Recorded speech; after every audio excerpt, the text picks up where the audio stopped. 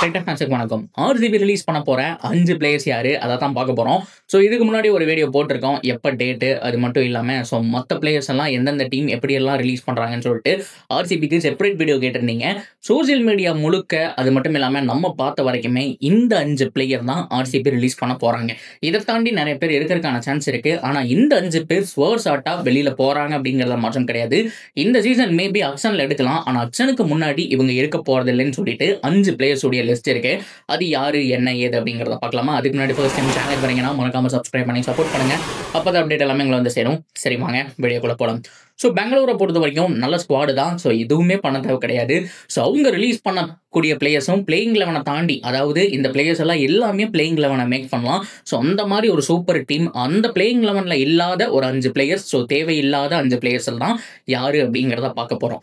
Number 1 யாரு அப்படின்னா Rasik தர்சலாம். So நிறைய பேர் பார்த்துருப்பீங்க. சான்ஸ் கிடைச்சது 2-3 மேட்சஸ் அப்படிங்கிறத ஒரு ட்ரை பண்ண கொடுத்தாங்க. பட் இருந்தாலும் ரன் அப்படிங்கிறது கொஞ்சம் நெஞ்சம் இல்லை, ஓவராக லீக் பண்ண ஆரம்பிச்சாரு.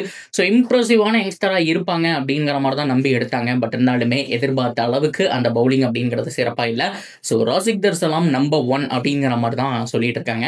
Number 2 S Dayal. எல்லாருக்குமே தெரிஞ்சிருக்கும். எஸ் தயாலுக்கு என்ன பாச்சு, செம்ம பவுலர் தான். நல்லா ஸ்லோ ரன் போட்டாரு. எஸ்பெஷலி முக்கியமான மேட்ச்லலாம் நல்லா பண்ணிக்கிறாரு. இது எல்லாமே ஒரு பக்கம் இருந்தாலுமே அவருக்கு ரியல் லைஃப்ல ஒரு சில விஷயங்கள் போயிட்டு இருக்கு. ஸோ அவர் பண்ண விஷயத்தை பார்த்து ஆர்சிபி ஃபேன்ஸே சில காண்டில் இருக்காங்கன்னு சொல்லி ஆகணும். ஸோ டீமுக்குள்ள மறுபடியும் வரக்கு வாய்ப்பே கிடையாது. அண்ட் இந்தியன் டீமுக்குள்ளேயும் அவருக்கு வாய்ப்பு அப்படிங்கிறது முடிஞ்சு போச்சு. அவ்வளோதான். இனிமேல் நீங்கள் அவரை பார்க்கவே முடியாது. எஸ் தயால் அவ்வளோதான் அப்படிங்கிற மாதிரியான ஒரு சுச்சுவேஷனுக்கு போயிட்டாரு. ஸோ எஸ் தயால் இனிமேல் டீமில் இருக்க மாட்டாருன்னு சொல்லியிருக்காங்க. ஸோ அதனால அவருடைய பர்ஸ் அமௌண்ட்டும் அப்படியே சொலையா கிடைக்கும். ஸோ 2வது நம்பர் யாரு அப்படின்னா எஸ் தயால் தான். நம்பர் 3 ரொம்ப முக்கியமாக லுங்கி எங்கடி நல்ல பவுலர் தான், அதில் மாற்றம் கிடையாது. பட் இருந்தாலுமே அவங்களுடைய காம்பினேஷனை வச்சு பார்க்கும்போது Hazlewood, Bhuvi, Bhuvneshwar, Romario Shepherd, Tim David அப்படிங்கிற மாதிரி போயிடுவாங்க. ஸோ ஆல்மோஸ்ட் ஃபுல்லாக ஆயிடுச்சு.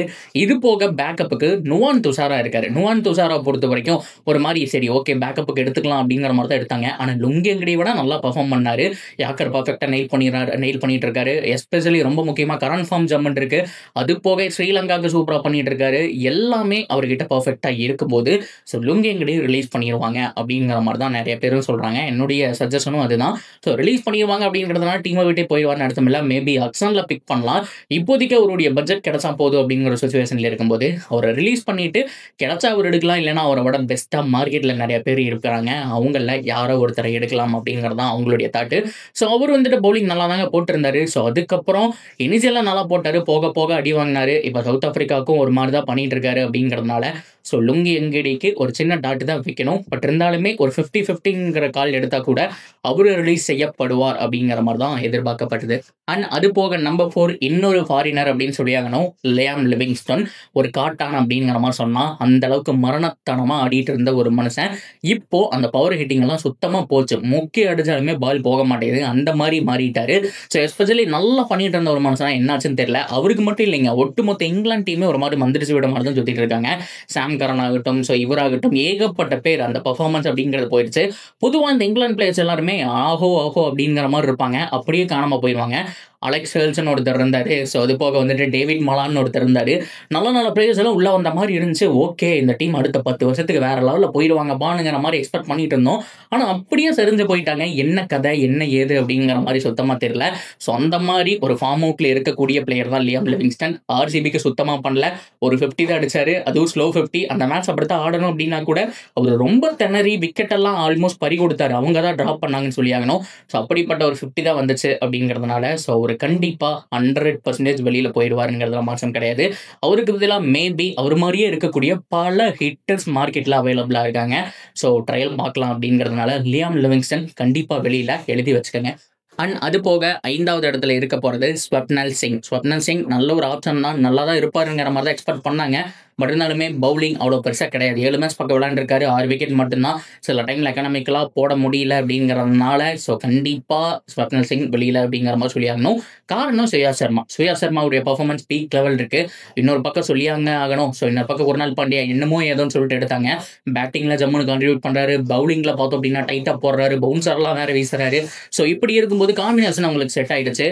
இருப்பினும் இவரை வந்துட்டு பேக்கப்பாக வச்சுக்கலாம் அப்படின்னா கூட ஸ்வப்னல் சிங் அந்த அளவுக்கு பெருசாக பர்ஃபார்ம் பண்ணல. இல்லை. ஸோ அவர் மாதிரியே யங்ஸ்டர்ஸ் நிறைய பேர் வந்துட்டு மார்க்கெட்டில் இருக்காங்க. இன்னும் நிறைய பேர் வந்துட்டு எடுத்து டெவலப் பண்ணலாம். இந்த மாதிரி ஆர்சிபி யோசிக்கிறதுக்கான சான்ஸ் இருக்குது. ஸ்வப்னல் சிங் ஒரு இடத்த அடைச்சிட்டு தான் இருக்கிறாரு அப்படிங்கிற மாதிரி சொல்லியாகணும். அப்படி பார்க்கும்போது ஸ்வப்னல் சிங்கும் வெளியில் அப்படிங்கிற மாதிரி சொல்லலாம். இது போக வந்துட்டு ரொம்ப முக்கியமாக மயங்க் அகர்வால் அண்ட் படிக்கல் 2 பேரில் யாரோ ஒருத்தர் தான் இருக்க முடியும். அது ஒரு விஷயம் பஞ்சாயத்து அப்படிங்கிற மாதிரி போயிட்டு இருக்கு. ஸோ மயங்க் அகர்வால் கண்டிப்பாக வெளியில் போகிறது தான் பெட்டர்னுங்கிற மாதிரி தான் நானும் யோசிக்கிறேன். அவருடைய ஃபார்ம் அதெல்லாம் தாண்டியோ ஏஜ் ஃபேக்டர் எல்லாம் வச்சு பார்க்கும்போது ஸோ இன்னும் படிக்கலுக்கு சான்ஸ் கிடைச்சது அப்படின்னா ஆல்மோஸ்ட் சான்ஸ் கிடைச்ச அந்த ஒரு 10 மேட்சுக்கு முன்னாடி வரைக்கும் ஜம்முன்னு ஆடிட்டு இருந்தாரு. 2-3 மேட்ச் வின் பண்ணுறதுக்கு மிக முக்கியமான காரணமாகவும் இருந்திருக்காருங்கிறதுனால ஸோ அவரு வந்துட்டு அப்படியே ஹோல்டு பண்ணி வச்சுக்குவாங்க. மயங்க் அகர்வாலை ரிலீஸ் பண்ணுறதுக்கான சான்ஸும் இருக்குது. ஸோ நான் சொன்ன இந்த 6 பேரில் ஸோ கண்டிப்பாக 100% 4 பேர் வெளியில் போயிடுவாங்க. லியம் லிவிங்ஸ்டன், எஸ் தயால் வந்துட்டு ஆல்மோஸ்ட் கன்ஃபார்ம் ஆயிடுச்சு. So S Dayal 100% confirm, Liam Livingstone 99%, மற்ற எல்லாருமே ஒரு 80-85 அப்படிங்கிற மாதிரி. இவங்களெல்லாம் விட்டால் தான் ஆர்சிபிக்கு ஒரு சின்ன அமௌண்ட் கிடைக்கும். அந்த அமௌண்ட்டை வச்சு போதும் ஆக்ஷனில் போய் அவங்களுக்கு தேவையான ஒரு 2-3 பிளேயர்ஸ் எடுத்துட்டு மீதி ஒரு 5 லட்சம் 10 லட்சத்தில் ஒரு 2-3 யங்ஸ்டரை எடுத்துகிட்டு வந்தால் போதும். இவ்வளோ தான் அவங்களுடைய மினி ஆக்ஷன் பிளானாக இருக்கும். ஸோ உங்களுடைய பிளான் என்ன, ஸ்ட்ராட்டஜி என்ன அப்படிங்கிறத எல்லாத்தையுமே நான் நெக்ஸ்ட் வீடியோவில் சொல்கிறேன். ஸோ இந்த 5 பிளேயர் 6 பிளேயரில் யாரெல்லாம் இருக்கணும்னு நீங்கள் ஆசைப்படுறீங்க, யாரெல்லாம் துரத்தி விடலாம் நினைக்கிறீங்களோ தாராளமாக கமெண்ட்டில் சொல்லுங்கள். இந்த மாதிரி இன்னொரு வீடியோவில் மீட் பண்ணுறேன். See you soon guys.